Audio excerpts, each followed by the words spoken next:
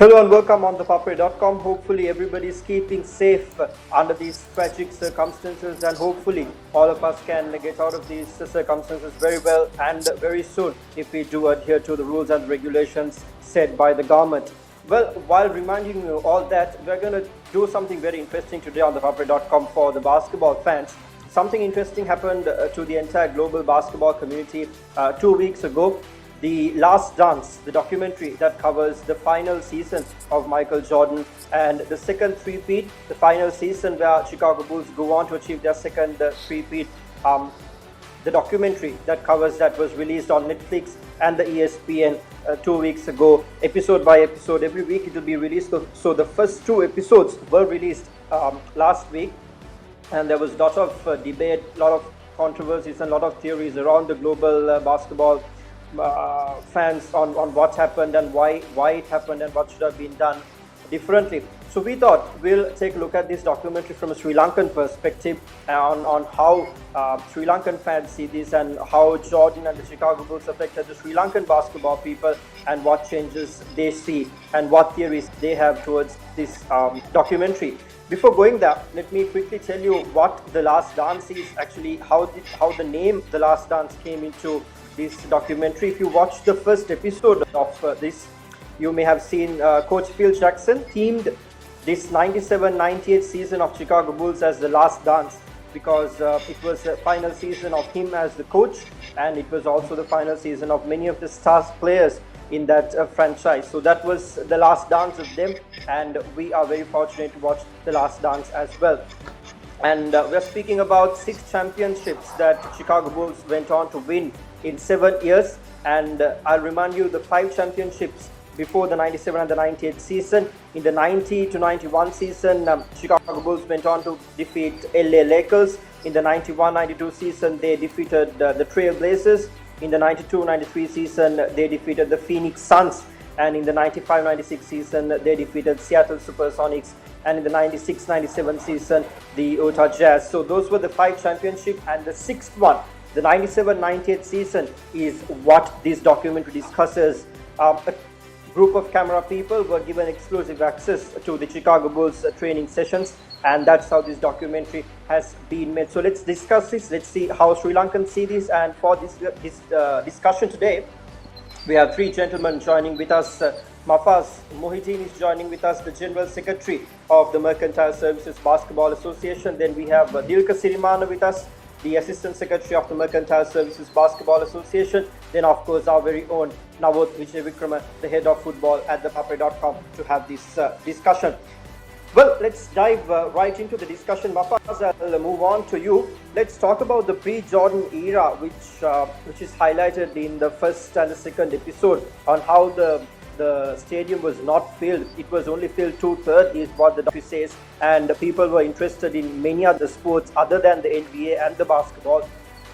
So what do you think changed when Jordan came in? Why do you think people went on to spend money to watch Jordan play? And of course, most importantly, when Jordan came into Chicago Bulls, how did the Sri Lankan people get into this scene? How did the Sri Lankan fans hear about this, and what changes it made in terms of Sri Lanka basketball? Let's take your opinion on that. Hello Lelum, thanks for having me on the show. Hope all of you guys are safe. So yes, The Last Dance, I too had the chance to watch the first 2 episodes. So my take on certain things here would be, especially the pre-Jordan era which you were talking about. The pre-Jordan era basically, I think, was dominated by bigs. You would say that to dominate in the NBA, you should be 7 foot, and a guy like Jordan, who was 6'6", nobody thought that he would come and dominate the league. So the league was dominated by Will Chamberlain, guys like Bill Russell, and also Kareem, I think, for a considerable number of years. So as you said, the pre-Jordan era, I think Chicago sports, basically the fans didn't come to watch basketball games, mainly due to the Bears and the Cubs were very popular clubs in NFL and the MLB. So what I see is Michael being drafted in 1985, and immediately his pledge to Chicago was to bring them a championship. I think once a rookie comes in and gives a statement like that and says he wants the city of Chicago to get the same respect like the cities of Boston and Philly, and he wants to bring them a championship. I think obviously as fans you would embrace that thought. So here, once the game started, the season started, and the Bulls starting to winning couple of games, the fans all of a sudden flocked into the stadium. So this is what I see: a young player coming and giving a pledge to get a championship to the city, and the fans embracing that thought. So also, what I feel is even the front office and the coaches also didn't have much of a thought that Jordan would be a dominating player in the NBA, but they took their chances, and I think it paid off. So how did this entire Chicago Bulls and Michael Jordan thing stuck to our local fans? I think basketball was popular in that era among certain schools, and clubs were very less. But with the Colombo Basketball Club being formed in 1986, there's a nice story behind this, which I had the opportunity to talk to one of the ex-national captains, Sugat Tevarapperuma. He was mentioning that how they formed the Colombo Bulls Basketball Club in 1989 with the idea of challenging the Colombo Basketball Club. So they came up with this name totally because of the popularity by that time with the Chicago Bulls had gained worldwide along with Michael Jordan. So I think it made an impact to the local basketball players to do better things. That's my take on this. Well, I think that's the best statement that you can hear. A club being formed in Sri Lanka after Chicago Bulls as Colombo Bulls in 1989. That's how much an effect Jordan and the Chicago Bulls made to the Sri Lankan fans. Moving on, Dilka, I would like to hear on your perspective about Jordan's high school and the university basketball career. He didn't start off as one of the best. He was under 6 feet when he was in high school, and then he had to practice and do the hard go on to 6'3", and then even in the university he had to work very hard to be who he was in that final game the North Carolina faced off. So what do you think about Jordan's basketball career, high school and the university basketball career specifically? Okay. First of all, thank you for having us in this conversation, and hope everyone who's watching this is safe. And regarding my take on the Jordan's university and high school career, we all know before becoming a well-known star in international scale, MJ had a turning point in his life, which was that he was cut out from his high school sophomore basketball team. So by that time, their coach thought that he was not fit enough to play for his team, and he was listed as 5'11" by the time. So unlike most of the human beings, he refused to give up, and he trained hard as he could.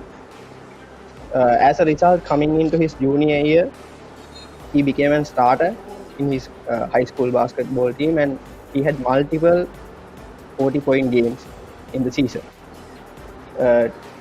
Developing that skill into another level, he came to his senior year in high school and averaged 27, 6, and 12. And this is an era where we didn't see 3-point line. So averaging 27, 6, and 12 is a pretty amazing performance by that time. So in general terms, we know Kobe Bryant is a well-known hard worker, and his work ethic and his mentality and everything, we admire him. We take him as a role model in modern game. So talking about Kobe, even Kobe admits that Michael Jordan was his role model, and he was look after him and looking into his skill set, the development, what are the trainings he did and all. So then, as we all know, Michael went to college in the North Carolina, and he started playing for there. As a rookie, he started dominating the game, and there was a amazing situation happened where he sinks the 1982 NCAA tournament winning basket. So I would like to take a quote that Damian Lillard said once when he says, if you want to look good in front of thousands, you have to outwork thousands in front of nobody. So that's what exactly Jordan did. He was work ethic.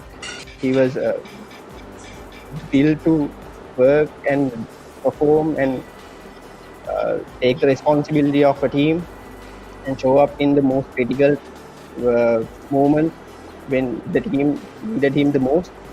And if college basketball players and university basketball players who are looking into this documentary, who should understand that you need to work hard. It's not about what your coach is giving you to do. You have to work hard in 1,000 hours behind closed doors, and that's how you become a great player. So that's my take on his college and high school career.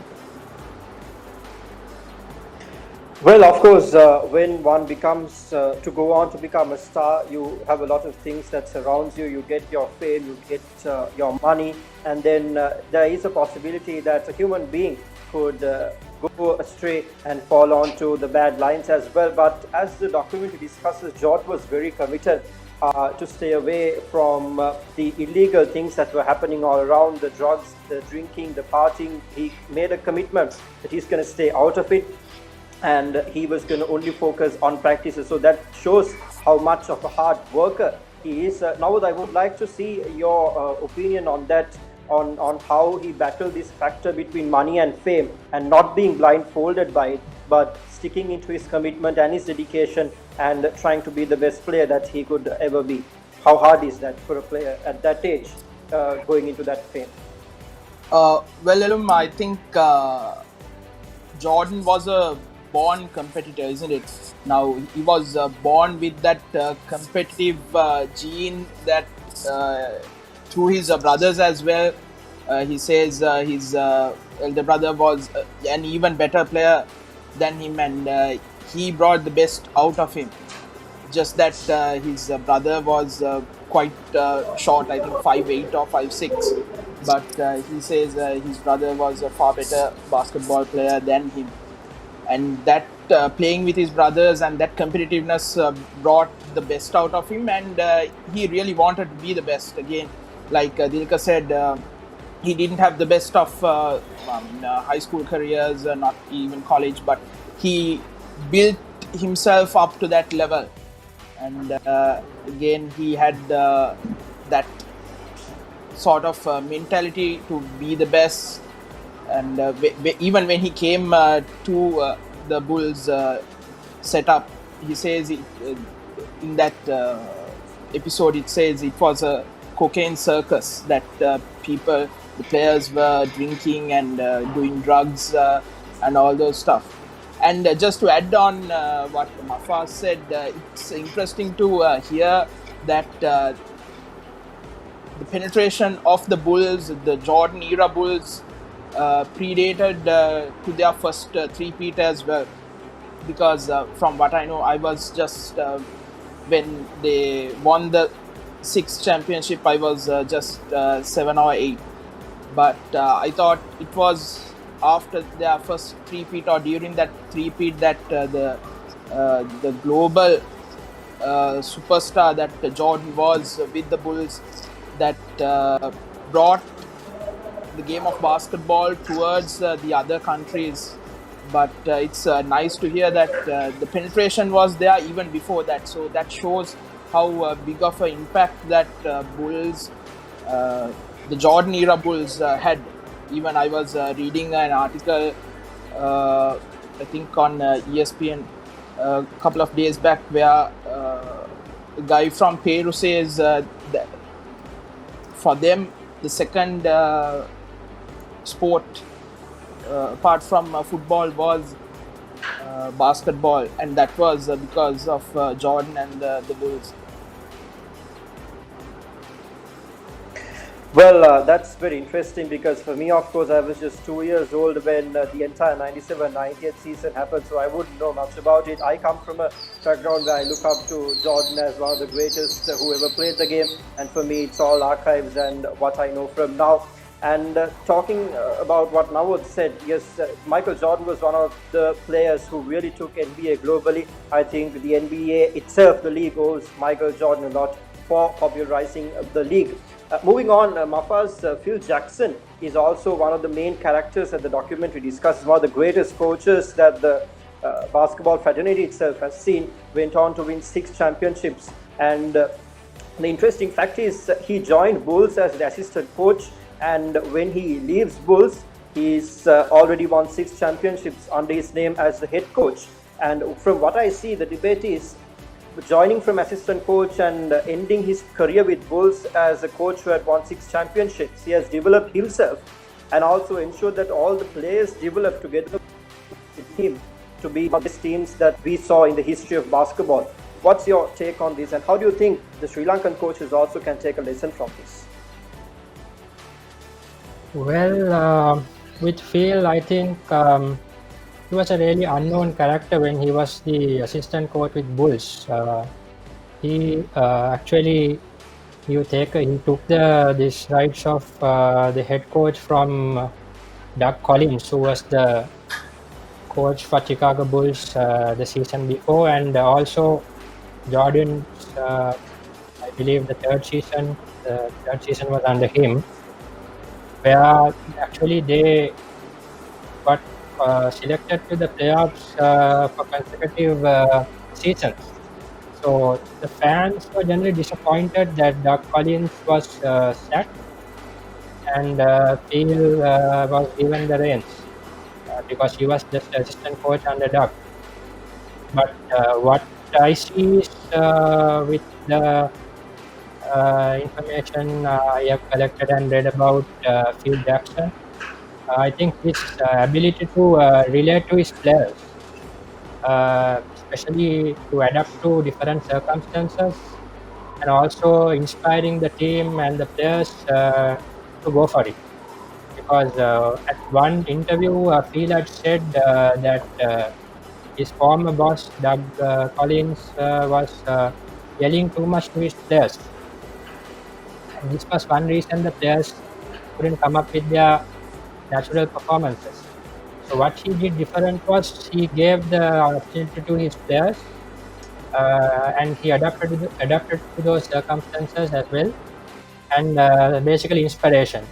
Because in the NBA, all the professional basketball players. You don't get college players or kids. It's not kids level basketball.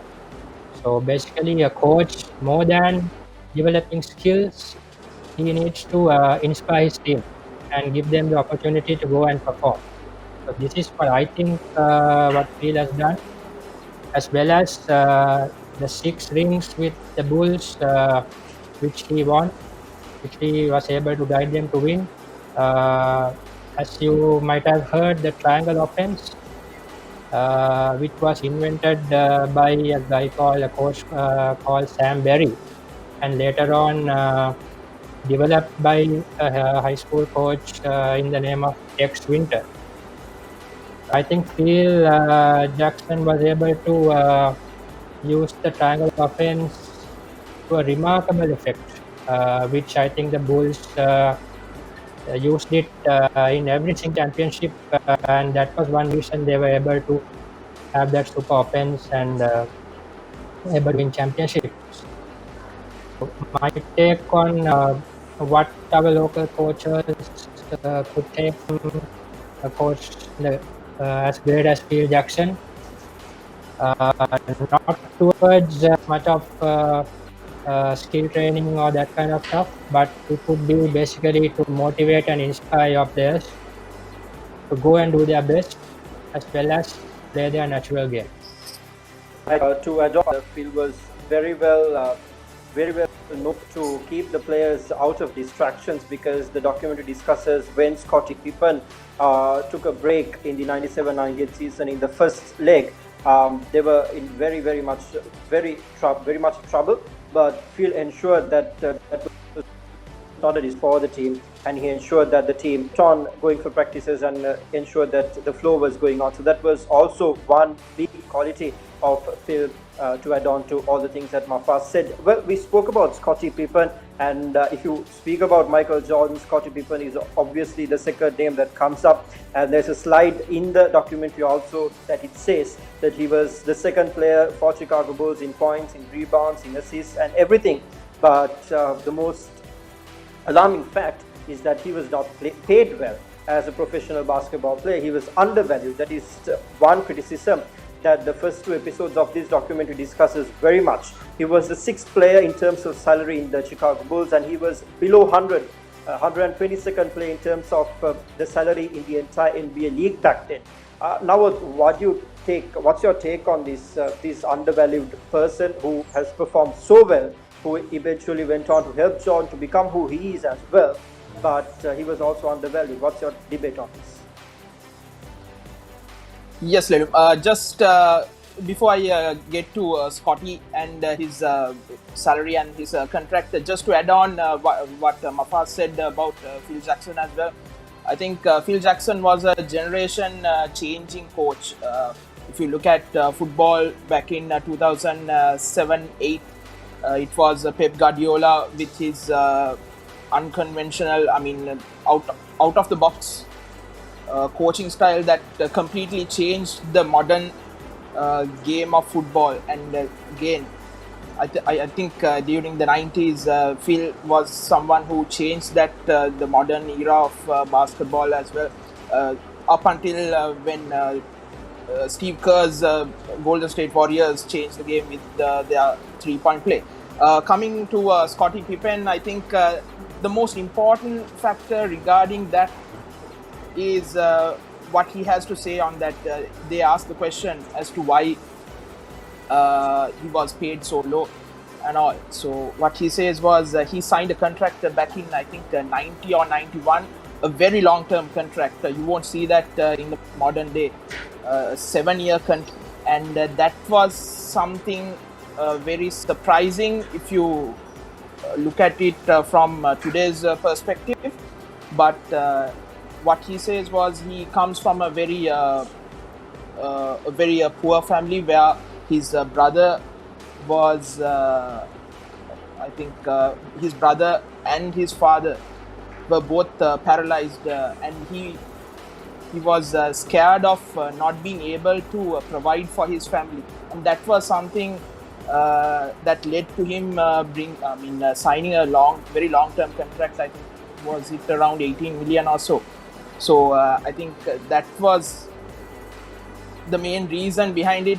But and that was before he was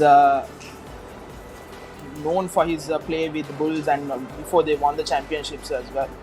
And then in that last season, I think he was really frustrated that he wasn't given a better contract, and that is why he opted to not have the surgery during the off season and then have the surgery during the season, just to prove a point.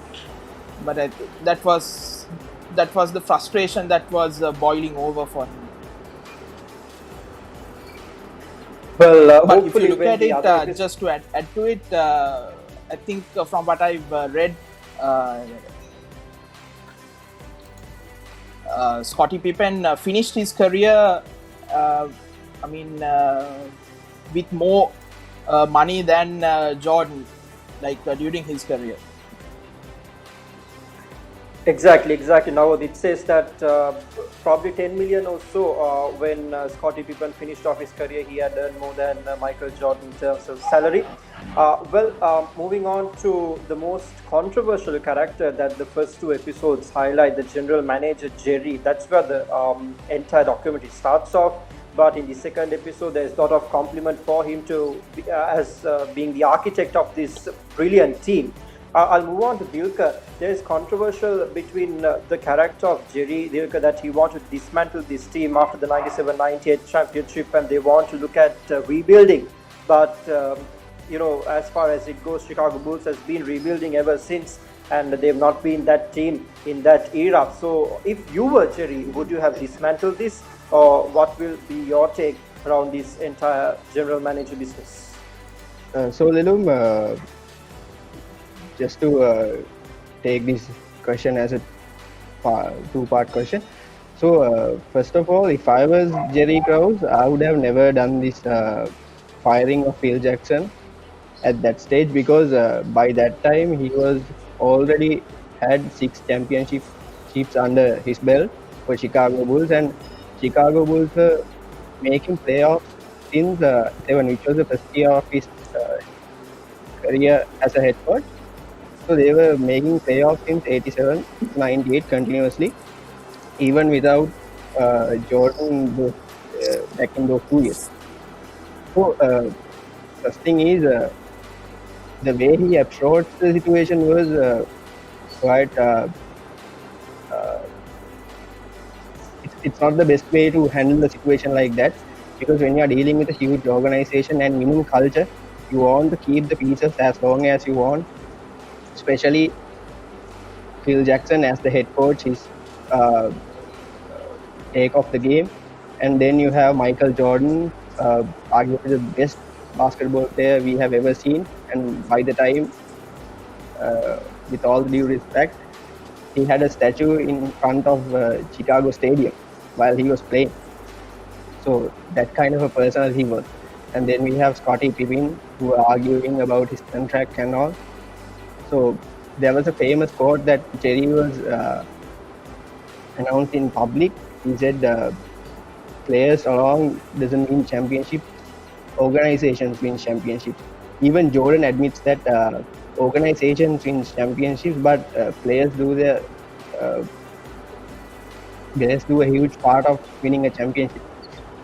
So then again, we can't label Jerry as a bad person or a bad GM, because he was the guy he was the architect of this dominant Bulls team. He drafted Scottie Pippen. He drafted Horace Grant in there, who was a very effective power forward in their first 3 championships. Then he actually traded Charles Oakley, who was a fan favorite of Chicago Bulls and also a good friend of Michael Jordan. And then he drafted in 1990 Tony Kukoc, who was one of the best European basketball players by that time. So what I think was the way Jerry handled the situation was the mistake he did in the past. So if he could have handled it with friendly with the organization and the players, they could have been going to another 1 or 2 years. Maybe they won't win the championship, but they would probably have a good playoff run. On the other thing is, by that time, other than Michael Jordan, we can add Scottie Pippen to that conversation too, but other than those 2 players, everyone was left behind with their productive years. So I believe that's something Jerry was thinking about, but in the documentary it says that he was taking the recognition in a different manner, like he saw that recognition was going to players, not to the organization, not himself. So that's my take on Jerry's situation. And actually, Well, Velum, to add yes, a few things on what Dilka said regarding the front office, I think Jerry Krause, being administrator GM, the certain decisions he took might be very unpopular. But putting your shoes onto an administrator and looking at it, it's never easy to manage players and an organization. It's very tough. We all admit that players are the number one number one in winning championships. But what Jerry Krause did, as Dilka very rightly said, by drafting those key pieces for Michael Jordan to form the team, I think that was very important. So I believe administration would never get the recognition though they should. But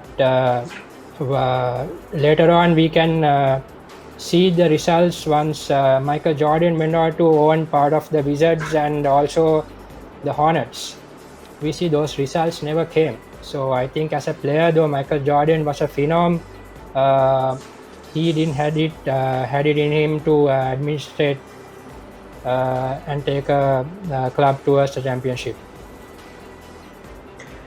Definitely, Mafas. Yes, definitely. I think administrating a franchise and, of course, playing franchise is two different factors, and people need to be good at both ends to be better at those. So, definitely, Michael Jordan was not actually a good administrator, but a phenomenal player. We could agree with that. So, those are the two sides of the Jerry debate.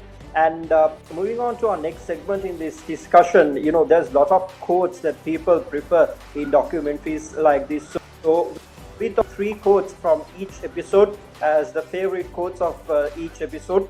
So from the first and the second episode, guys, we've selected 3 episodes, and we're just gonna talk based on those. I think the first one that we selected, it comes at the start of the first episode and towards the end of it as well. It's a repeat quote. Michael Jordan, I think, goes on to say it's at the ring ceremony of the 96-97 season. At the start of the 97-98 season, he goes on to say, to all the fans in the city of Chicago, if you guys remember in 1984 when they first drafted Michael Jordan, I said when I got here that we would be champions by the time I leave.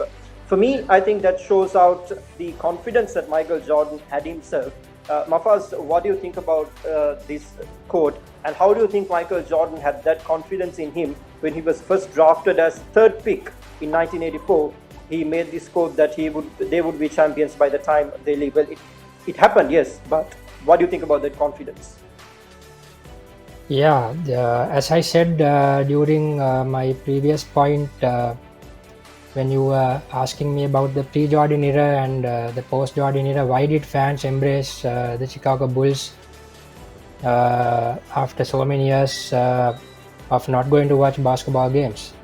So when a rookie comes in and gives a quote like this, obviously as a fan, you haven't heard that kind of a statement for a very long time from the Chicago Bulls.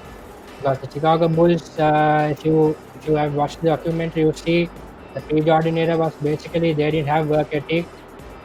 The players were more into partying, and some of the players were into drugs. So this kind of work ethic would never win championships. But once Jordan came in and he made this statement, this wasn't heard by any fan for a long time. So I think this is what happened, and the fans really embraced the idea. And once the fans started coming to watch games, the players obviously got motivated. And if you had watched the documentary closely, at one point there was a question asked by a reporter from Steve Kerr. He had asked, what is so special in this team? And his answer was Michael was special. So I think Michael Jordan was a generation player, and a generation player like that we have seen for a long time.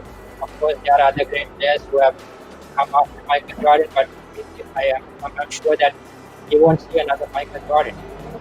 So this year, I think winning 6 championships. So I think the Chicago Bulls should have won 10 championships if they didn't have issues and Michael retired at the first place. And I think even they were good enough to win 2 more championships after the 98 season if they had have stayed together. So this is the kind of a player Michael Jordan was. So 6 championships, yes, great, but I think they could have done better.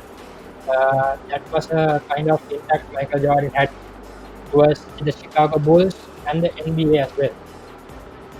And just to add one more point, another favorite quote, I am taking your time here. I just want to say this quote. Jordan was asked about rebuilding at one stage, and his answer was, "The Cubs have been rebuilding for 42 years." So I think that gives the answer. So the whole question about rebuilding, Jordan didn't give a thing about it. He just said that rebuilding is not going to work. He wants to keep the team intact, going towards that sixth championship. And finally, I want to ask you guys whether Steve Kerr actually ages. I don't see him aging at all. Definitely. Steve Kerr is as young as he looks. Now the coach of the Golden State Warriors, who's been dominating NBA for quite some time. We'll move on to the second favorite quote. We spoke a lot about the hard work of Jordan and how much of a hard worker he is. But something that he said to his university coach is, "I'm going to show you nobody will work as I work." That was on the team. Dilka, if you can quickly tell us what does this tell about hard work and how important is this for any basketball player at any given stage? Yes, Ledu. So, talking about this quote, and we can see his confidence and his level of motivation. And there are several scenarios that they bring up in the documentary where you can showcase this quote. One thing is where he got injured in his second year. It was a critical injury, and even his doctors and physiotherapists asked him to sit out of the games and rehab properly, because he will be in a critical situation if he plays with the injury. So then what he took it as a negativity, and he went to his college without even informing the Bulls management. He went to his college and rehabbed himself and played himself, and he developed his strength to be back in the game. Scenario that you can say quote is related. And the other thing that I would like to bring is Jordan was so popular in his first years for his fairness, for his dunking, for his explosiveness.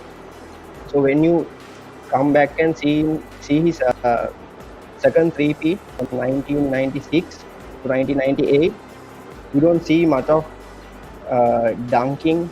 He is catching alley-hoops and all.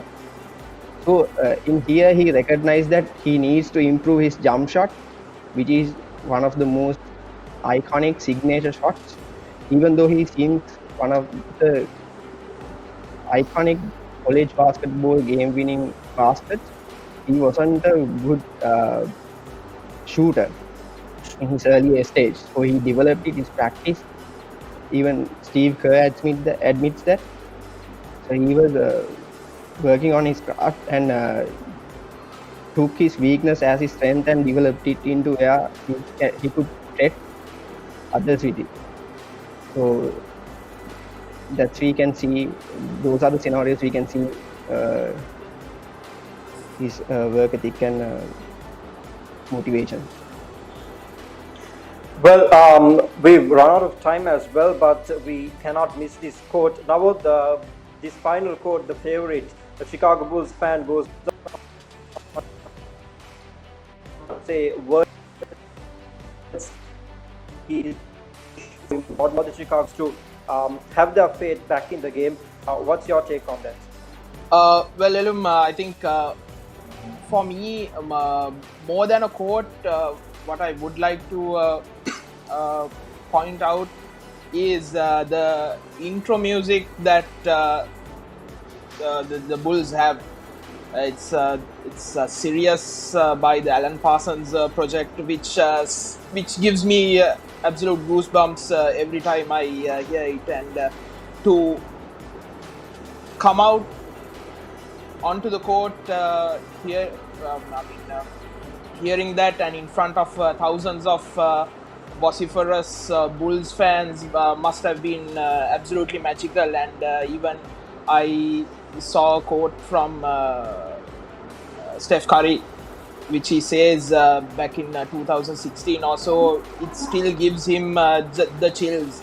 So yeah, and the 2016 Bulls were nothing compared to any other team, but that music really gives you that edge, that motivation, and for any traveling team, it really takes you aback. And again, you hear that song and you know you are facing a legend in Michael Jordan and the others in Dennis Rodman and Scottie Pippen, 5-time champions. I think that creates, speaks volumes, isn't it?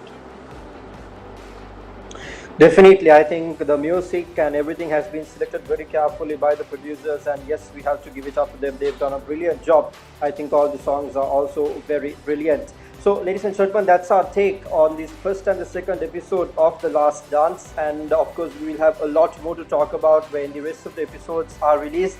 So, in terms of the Sri Lankan time, 2 episodes will be released every Monday on Netflix, if I'm not mistaken, and then you can watch it on ESPN as well. So that's where you can catch The Last Dance, and of course, if you do miss it, always tune in with us every week to see the review and to see the debate and what's happening around the globe in terms of controversies and theories around this documentary, The Last Dance. So thank you very much, gentlemen, for joining with us today. Nawod with Jerry Krause, Mafaz Mohideen and Dilka Siriman to discuss this great documentary which the basketball fans have been waiting for so long. And it is said that Michael Jordan took 20 odd years to really approve these footages and for this documentary to get published. So finally it's here with us, and we'll watch and we'll review together. We invite the fans also to comment your ideas and comment what you think about what we discussed. So until we meet you next week with the review of the 3rd and the 4th episode, we hope everybody will stay safe and adhere to the rules and regulations, and hopefully these tragic circumstances will be much less, and as a country will be better. We'll be in a better place, and we can get back to our normal life. So thank you very much for joining with us. Until we meet you next time, stay tuned and logged on ThePapare.com and keep sharing the passion together with us. Subscribe to our YouTube channel for more videos like this, and don't forget to hit the bell icon for our latest content.